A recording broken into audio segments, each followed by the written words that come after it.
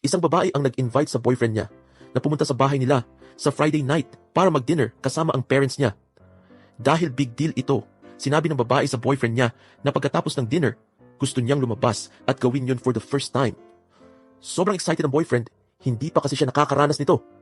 Kaya naman, dumiretso siya sa Mercury Drugstore para bumili ng condom. Isang oras siyang tinuruan ng pharmacist tungkol sa condoms at sex, lahat ng kailangang malaman. Kinagabihan, dumating ang boyfriend sa bahay ng girlfriend niya. Pagbukas ng pinto, sinalubong siya ng dalaga. Oh, excited na akong ipakilala ka sa parents ko. Pumasok ang boyfriend at dinala siya sa dining table, kung saan nakaupo na ang parents ng girlfriend niya. Biglang nagpresenta ang boyfriend na magdasal bago kumain. Yumuko siya at nagdasal, 1 minuto ang lumipas, pero hindi pa rin siya tumitigil sa pagdarasal. 10 minuto na, pero nakayuko pa rin siya. 20 minuto na, at tahimik pa rin siyang nakapikit. Sa sobrang pagtataka, bumulong ang girlfriend niya. Grabe, hindi ko alam na ganito ka-religious. Dahan-dahang lumingon ang boyfriend at bumulong. Hindi ko rin alam na pharmacist pala ang tatay mo.